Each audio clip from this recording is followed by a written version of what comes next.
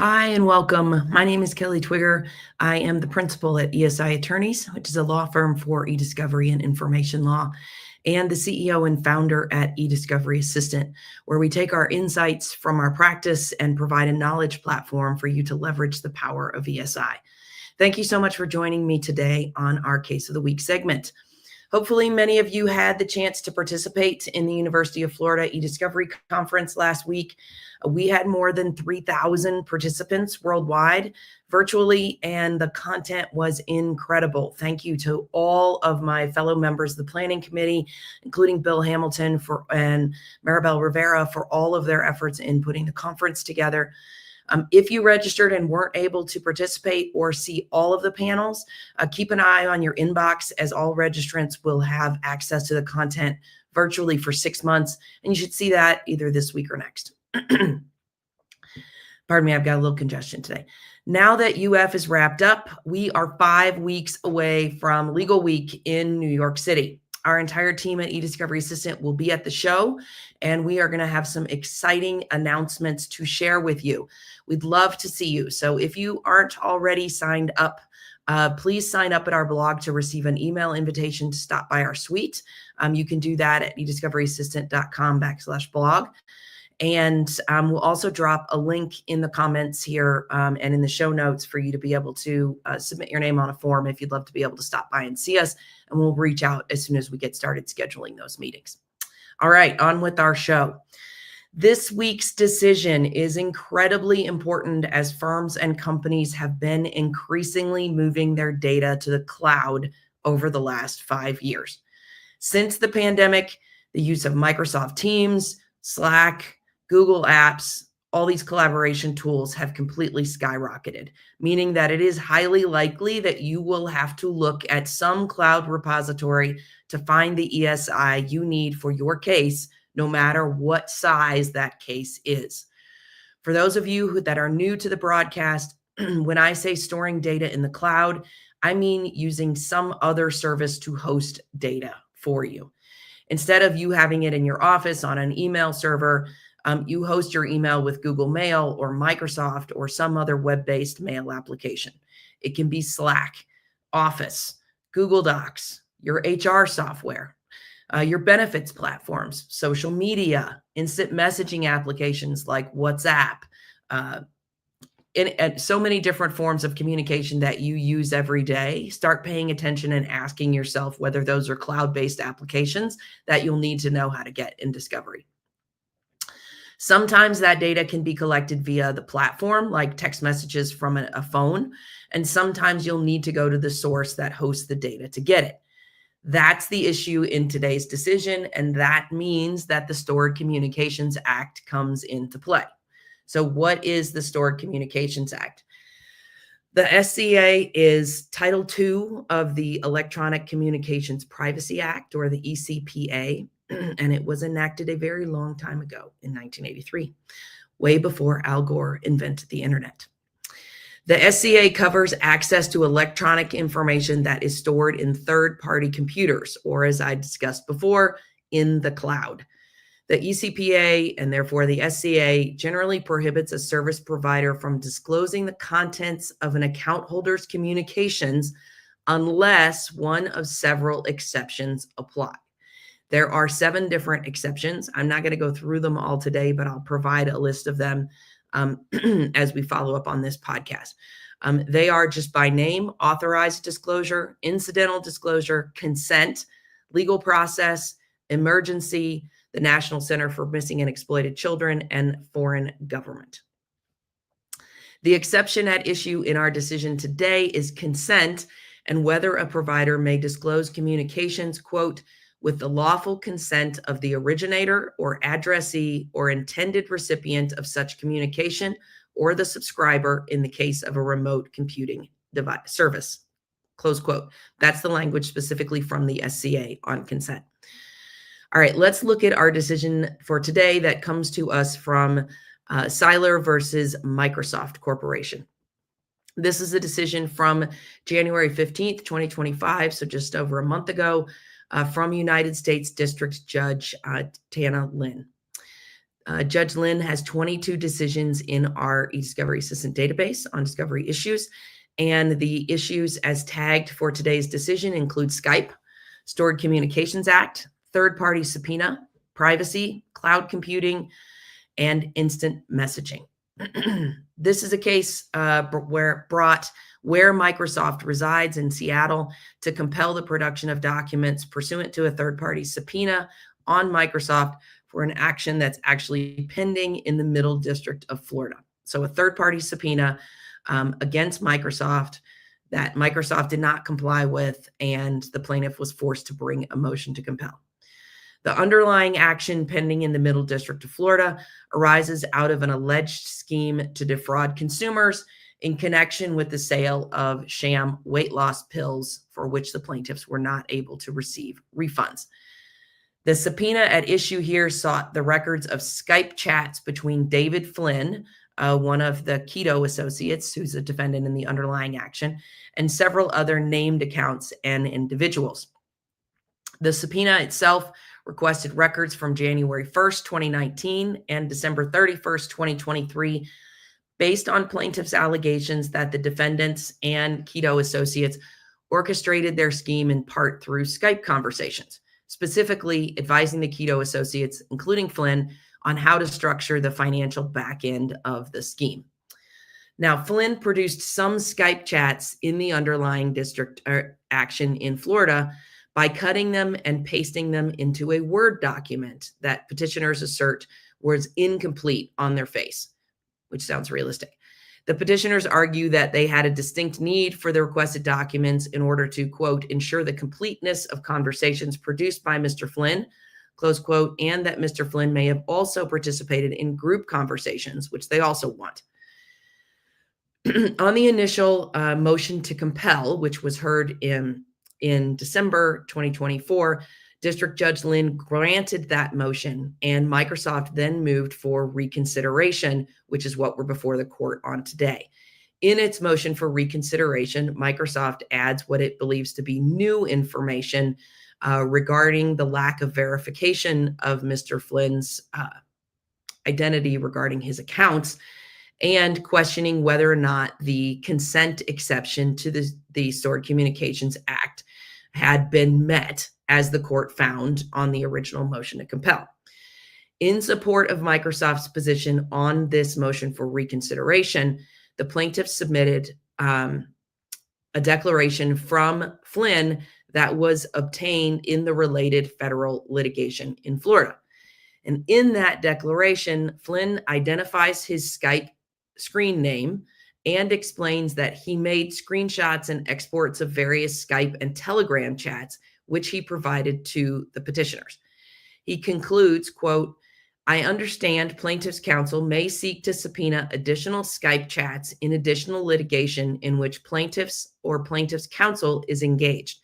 I hereby consent to any third party, including Microsoft, producing to plaintiffs or plaintiff's counsel any Skype chats in their possession, custody, or control that include me or my Skype ID if such Skype chats or conversations include any of the following individuals or Skype IDs. He then goes on to list the names and screen IDs for each of the individuals that he would have communicated with.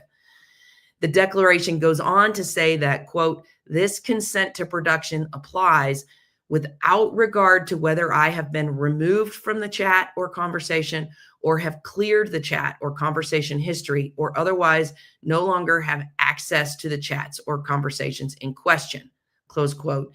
And, quote, I hereby declare the above statements are true and correct under the penalty of perjury under federal law.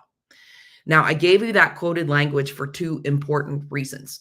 One, it's good language, and the court here finds that it's sufficient to establish lawful consent under the SCA. So you'll want to put that in your back pocket and have it if you're trying to seek information from a cloud service provider that has a verification process. Second, it's really important here that the under penalty of perjury language is included in that declaration. That's something the court relies on heavily here. Now, in essence, the fight here is over whether or not Flynn's declaration is sufficient to show the lawful consent under the ECPA. And No surprise, the ECPA is silent as to what lawful consent means. Now, Microsoft's argument is a little bit vague from the court's decision, but it appears to be that Microsoft has a verification process for establishing consent through the use of a specific form, the information on which is then verified, and that Mr. Flynn's form failed Microsoft's verification process.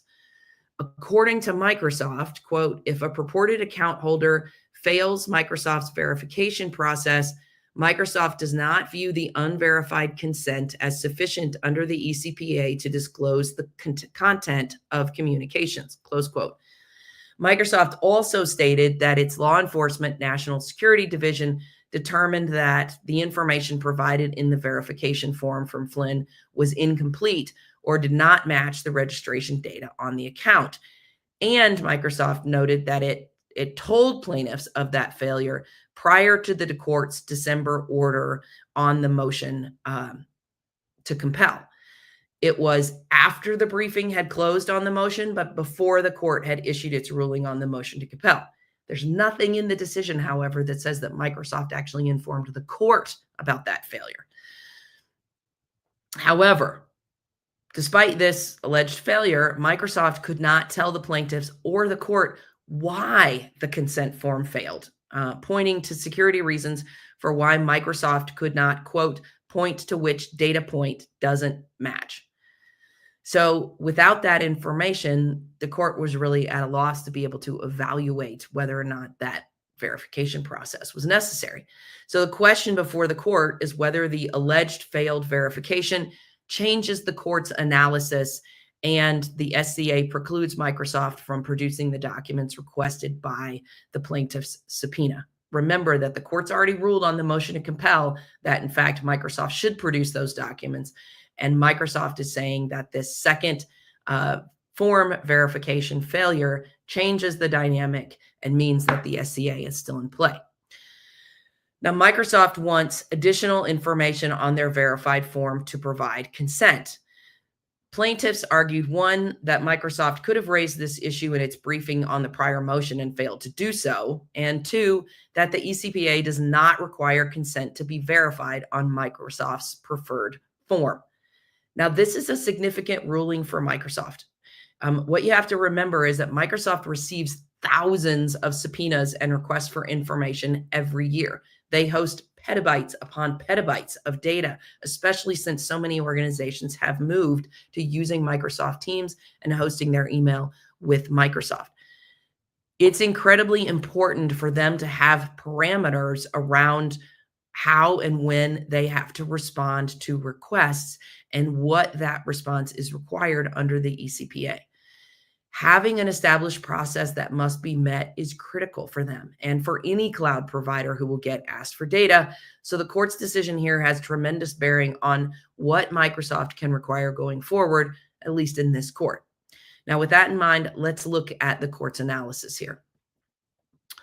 The court looked initially at the timing of Microsoft's raising the alleged failed verification the second time and found that it was not raised in a timely manner. Microsoft flagged one issue on the original form submitted by Flynn, but failed to look at any other issues at the same time. That was one factor the court considered. Flynn then submitted a second verification form that contained 5 pieces of information, and counsel failed to verify it for almost a month, during which the briefing on the motion to compel closed. According to the court, quote, this course of behavior suggests that respondent was not diligent in processing Flynn's verification form and notifying petitioners of any issues, thus resulting in the court's order being based on outdated information and the instant motion. On this ground alone, the motion could be denied as based on evidence that could have reasonably been raised earlier in the litigation, close quote. The court then turned to the ECPA issue and the consent exception that allowed for production on the initial motion to compel. Now, the parties dispute what's required to show lawful consent under the ECPA. The statute is silent as to what that phrase means. Super helpful, right? And as the court points out, Case law provides little guidance. In the absence, quote, in the absence of a clear rule or even a guiding standard, service providers like respondents are left to make their best guess as to what constitutes lawful consent such that they can lawfully comply with the ECPA, close quote. Now, looking at the facts here, the court found that Flynn's declaration made a sufficient showing of lawful consent under the SCA. The court's careful to say that it does not, quote, purport to create a rule or standard here, close quote. And that's really significant because, as I'm telling you, I think that the ruling does create a rule.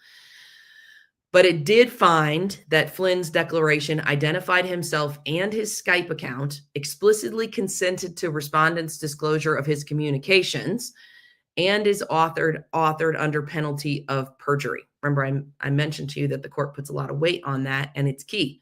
The affidavit and declaration are the ways in which the Federal Rules of Civil Procedure provide for parties to provide testimony in those formats. Other facts supported the finding, including that Flynn later twice completed respondent's verification form, where he again identified himself and his Skype account, explicitly consented to respondent's disclosure of his communications, and answered under penalty of perjury. On the form, Flynn answered additional questions, including the approximate date of his account creation, the email address provided at the time of creation, the country selected at the time of registration, the approximate date of his last login, and up to 3 contacts from his contacts list. Petitioners also supplied Skype screenshots and chats provided by Flynn, which was further evidence that Flynn was the actual account holder, right? So you're looking at actual messages that tie the account name and information he's giving you to actual chats in which it was used.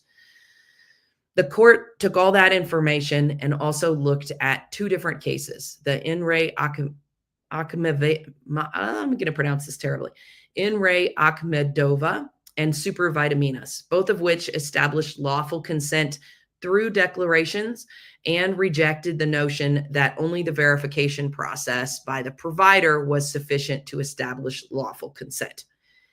In concluding, as had both courts in the cases I just mentioned, the court commended Microsoft for its commitment to its users' privacy, but found that the ECPA does not require consent to be communicated in respondents' preferred manner, nor does anything in the ECPA require consent to be unlimited in scope. All right, with that holding, what are our takeaways? Well, this is a really key case. If you're going to ask for data from a third-party provider, and it's likely you will have to if you haven't already, you need to know about the Stored Communications Act and be prepared to meet one of the exceptions to have a court order production. If you go into eDiscovery Assistant, if you're a user, you can use the Stored Communications Act issue tag to be able to find cases in your jurisdiction that deal with the Stored Communications Act.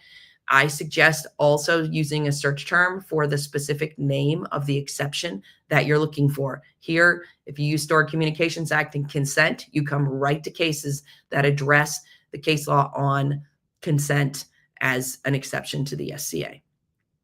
Also, as we saw here, and as is detailed in the In Re Akhmedova case as cited by the court, cloud providers have their own verification processes that they want you to follow, and they are willing to go to court to preclude production until you do, or until they get a court ordering them to produce documents.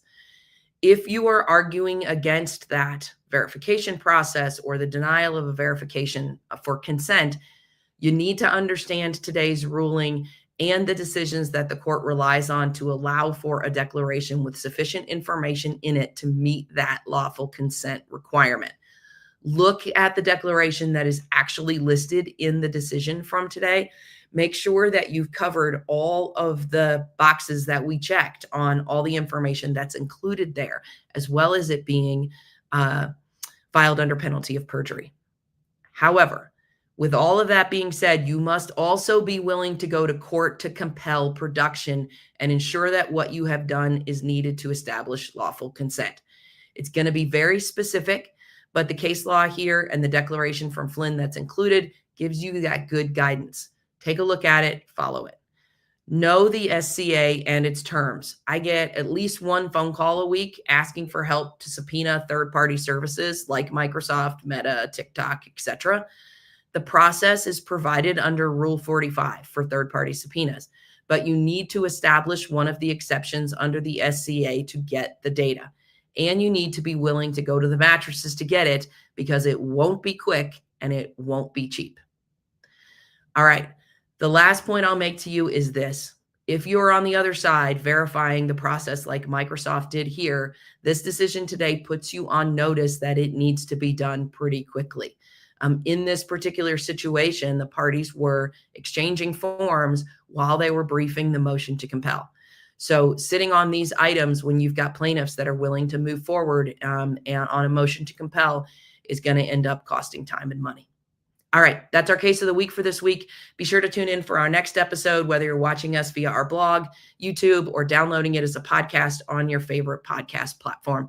You can also find our back issues of Case of the Week on your favorite podcast platform, and be sure to subscribe, as we'll be adding new content apart from the Case of the Week segment. There are some exciting things coming with the podcast in the next couple of weeks, and we look forward to sharing those with you. All right, have a great week.